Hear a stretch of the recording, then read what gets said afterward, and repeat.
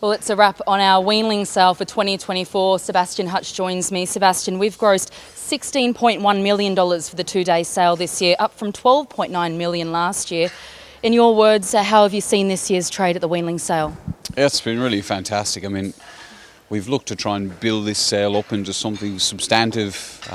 We've had great support from a great number of people over the years. We've tried to build the sale on the basis of getting good results for people who've supported us, and we got great support this year, and ultimately it's reflected in good results. I mean, people from the day when inspections started, I think last Wednesday, I think it was, a lot of people here, and feedback is consistently being that people were finding horses they liked, and it's reflected in how people have pursued certain horses over the last few days. And like, I'm not saying the market's been perfect, there's some challenges to the market, but if you presented a horse here that was popular with the buying bench, it tended to sell very well, and ultimately we're pleased about that. Does it surprise you or not that we've sold 15 Weanlings for $200,000 or more? I think that's substantially higher than last year. Oh yeah, I mean, it's contributed to a massive turnover. I mean, you said 16 odd million turnover. I mean, that's huge. There were years where combined Inglis Weanling sales didn't turn over that sort of money. So to be at that kind of level, it's just fantastic. And I think it's sort of the thing that gives people confidence that you can come here and get properly paid for your horse, which we've tried to say for years. I mean, every year we come away from the sale and say, God, we wish we had more horses to offer people.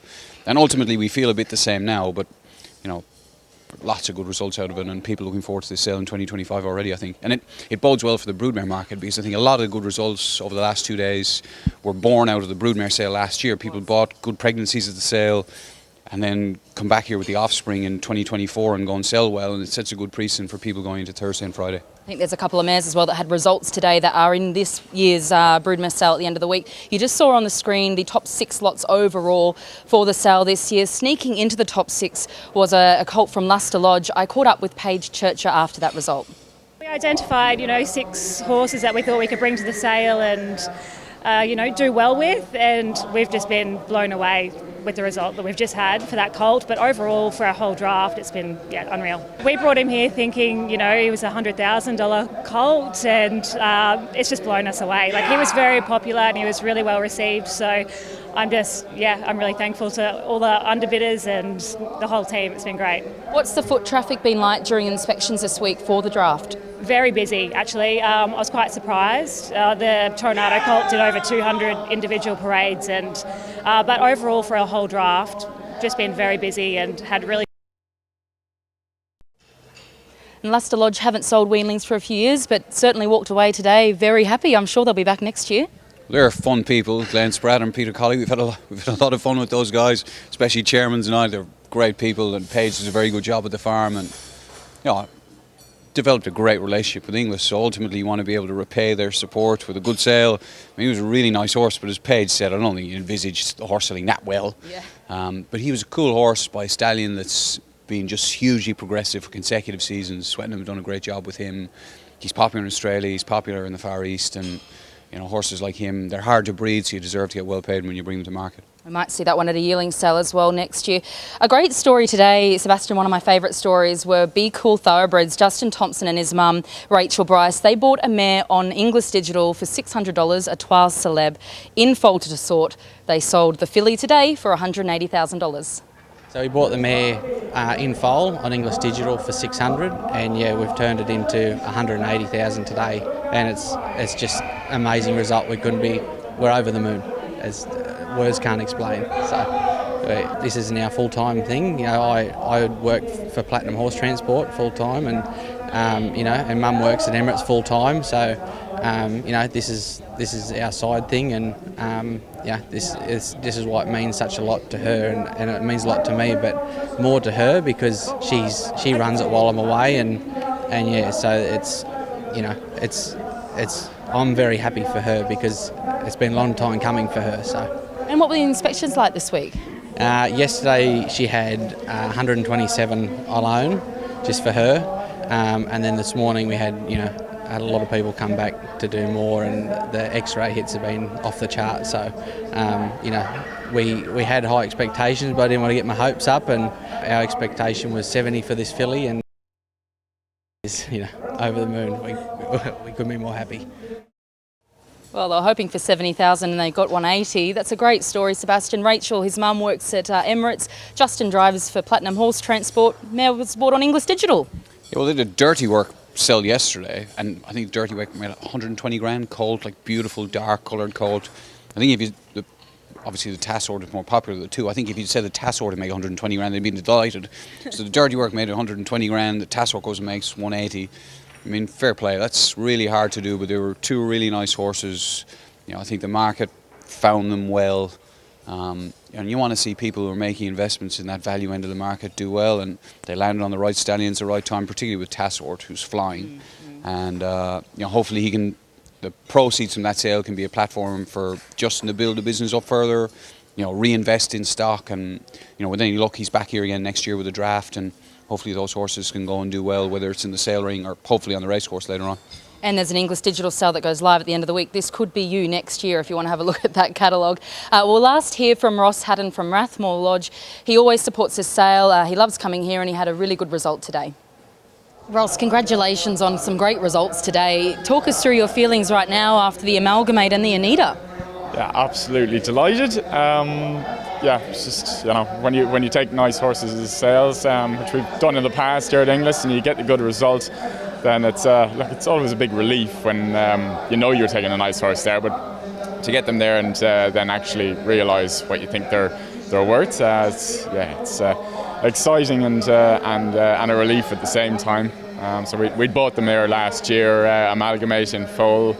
Myself and Jimmy and Walla Vesta and Johnny McConnell, the three of us signed for that mare last year, and yeah, when she foaled the St. Mark's colt back in October, I think I took a video of him. He hadn't even stood up, and I was like, yeah, he was a really lovely colt, just attitude-wise, and yeah, just a real stylish type of colt. We knew he was going to start. We just put a reserve 100 on him, and he sailed past that. And I think once he tipped over to 150, I think I started smiling. So that was.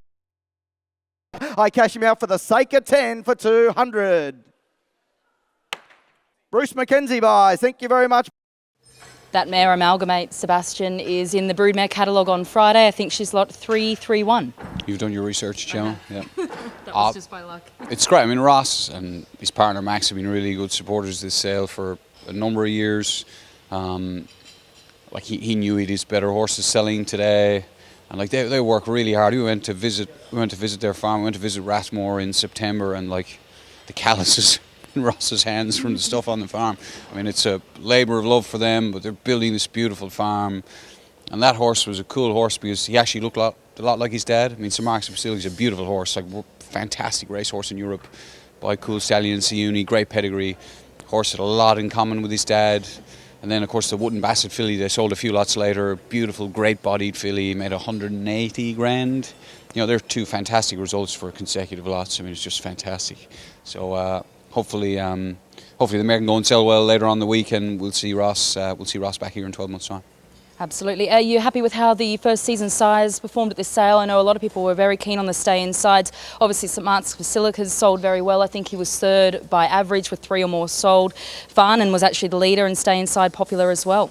Yeah, I just forgot how many good first crop stallions were in this group. I mean, you've Home Affairs and Stay Inside attract all the majority of the headlines. And I should correct myself. I think Home Affairs might have been leading by average. I should say that.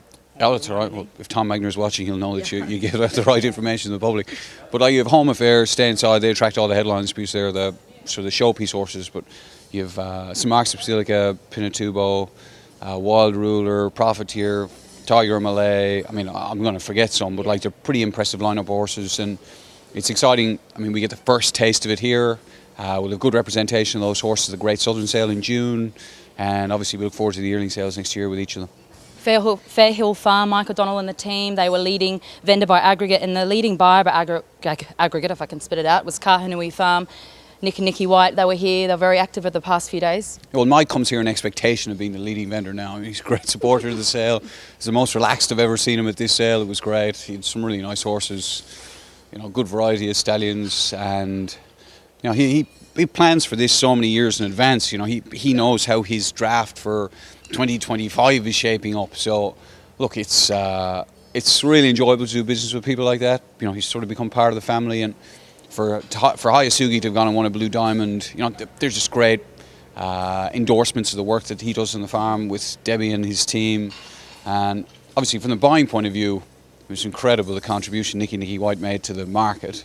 She had a really bullish approach to the market 12 months ago and was rewarded for that this year during the yearling sales. And she's bought some beautiful horses here, and hopefully, it was interesting to hear her talk about the temptation to retain some of them as racehorses. And I think that's indicative of her confidence in those horses as prospective racehorses. And I think if they do end up in yearling sales next year, I think people will take confidence from her confidence.